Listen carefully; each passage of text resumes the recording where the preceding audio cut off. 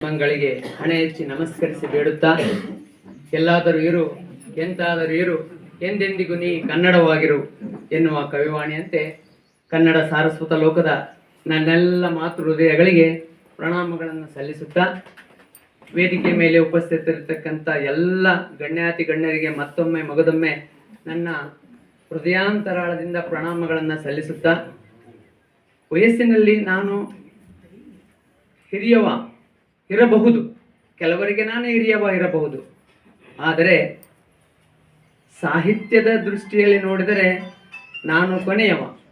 ನನಗಿಂತ ಕಿರಿಯವರಿಲ್ಲ, ನಿಮಗಿಂತ ಹಿರಿಯವರಿಲ್ಲ ಎನ್ನುವವ. ನನಗೆ ಇದು ಯಾವುದರ ಉದ್ದೇಶವೂ ಇರಲಿಲ್ಲ, ಉದ್ದೇಶ ಇಲ್ಲ, ಗುರಿ ಇಲ್ಲ, ಏನೂ ಇಲ್ಲ, ಇದನ್ನು ಬರಿಬೇಕು ಅನ್ನೋದು ಇಲ್ಲ. ಆದರೆ ಕೆಲವೊಮ್ಮೆ ನನಗೆ ಗೊತ್ತಿಲ್ಲದೇ ಕೆಲವು ಪದಗಳು ಬರ್ತಾ ಇತ್ತು. ಇದ್ಯಾಕೆ ಹಿಂಗೆ ಬರ್ತಾ ಇದ್ದು, ಅದನ್ನು ಹಿಡಿದಿಡ್ತಕ್ಕಂಥ ಕೆಲಸ ನಾನು ಮಾಡ್ತಾ ಇದ್ದೆ. ನಾನು ಡಿಗ್ರಿ ಸೆಕೆಂಡ್ ಇಯರ್ BSc ಓದ್ತಾ ಇರಬೇಕಾದ್ರೆ ಡಿ ವಿ ಎಸ್ ಕಾಲೇಜಲ್ಲಿ ಓದ್ತಾ ಇದ್ದಿದ್ದು. NDV ಹಾಸ್ಟೆಲಲ್ಲಿದ್ದೆ. 22ನೇ ರೂಮ್ ನಂಬರಲ್ಲಿ ಕೂತ್ಕೊಂಡು ಓದ್ತಾ ಇರ್ಬೇಕು, ಎಕ್ಸಾಮ್ ಸಮಯ ಓದ್ತಾ ಇರಬೇಕಾದ್ರೆ ನನ್ನ ಮುಂದೆ ಒಂದು ನಗರಸಭೆ, ಅಲ್ಲೇ ನಾನು ಕಿಟಕಿಯಲ್ಲಿ ಕೂತ್ಕೊಂಡು ನೋಡಿದಾಗ ನಗರಸಭೆ, ಅಲ್ಲಿ ಕಾರಂಜಿ ಇತ್ತು.